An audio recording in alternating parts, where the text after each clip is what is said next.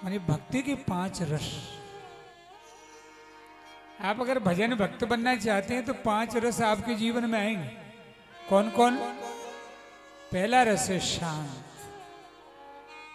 हमारे जीवन की चिंता, हमारे जीवन की सब प्रकार की ऊहापोह समाप्त हो जाए।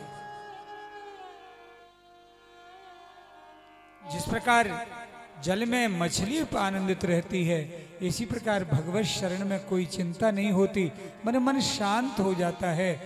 हमारे बुढ़ापे का क्या होगा, हमारे धन का क्या होगा, हमारे बालकों का क्या होगा, हमारे व्यापार का क्या होगा, हमारे स्वास्थ्य का क्या होगा, ये चिंता जब तक रहेगी तब तक भक्ति का रस आपको नहीं आया है। आपके मन में ये दृढ़ता हो जाए कि जब ठाकुर जी हैं तो हमें कोई चिंता नहीं है। तुलसीदास जी ने भी लिखा है रामायण, सुखी सुखी मीन कहानी सुखी मीन जानी अगाधा सुखी मीन जहानीर अगाधा सुखी मीन जानी अगाधा तीन हर सर कन एक उपाधा तीन हर सर कन एक उपाधा। आहा आएगा शांत।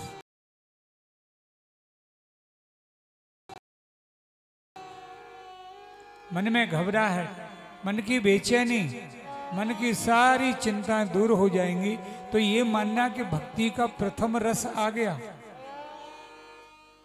माला फेरने का फल, भक्ति करने का फल, शिष्य बनने का फल, भक्ति करने का मंदिर जाने का पहला फल है शांत।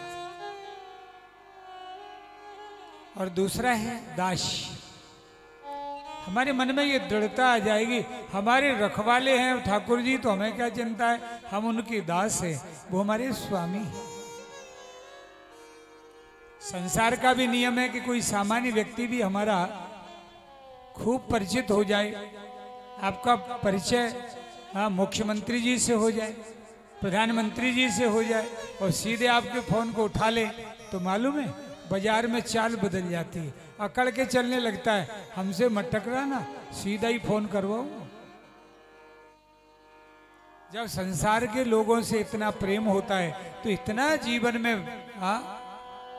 इतना विश्वास हो जाता है, सारे विश्व के स्वामी से आपका प्रेम हुआ, फिर भी आपके मन में कितना आनंद आएगा ये तो वही जानता है जो समझता है। तुम्हारे जीवन में दूसरा रस आएगा दास।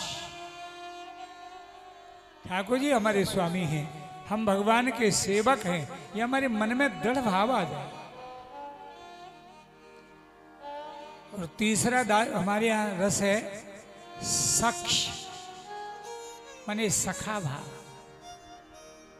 सखा का नियम है कि सखा कभी छोड़ता नहीं है, साथी की मदद करता है, सुख में, दुख में, हानि में, लाभ में मित्र मदद करता है। आपको ये विश्वास हो जाए कि मेरा मित्र मेरे साथ है, मेरा ठाकुर मेरे साथ है।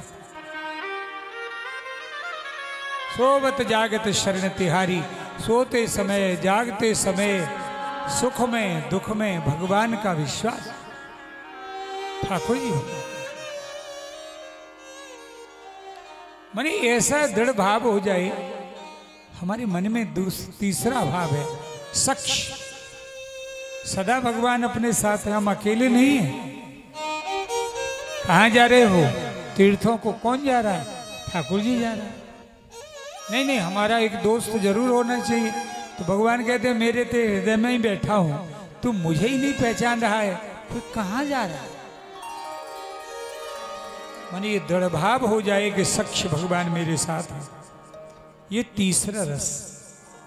चौथा रस है वात्सल्य, माने भगवान पर भी भक्त कृपा करने लगता है।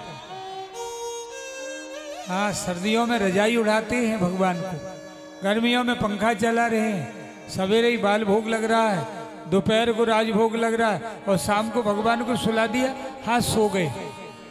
हे भैया, सूर्य नारायण जिसका दया नेत्र है, चंद्रमा जिसका बया नेत्र है, उसे सर्दी लगेगी कि गर्मी लगेगी? वायु जिसकी श्वास है उसको आप पंखा चला रहे हैं।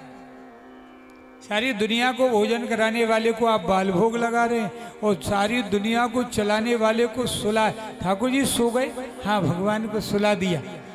शास्त्र क्या कहता? स्वप्न स्वपते स्वपति, जागृते जागृति। जिसके सोने पर संसार सो जाता है, जिसके जागने पर दुनिया चलने लगती है, वो परमात्मा विराट पुरुष भगवान है।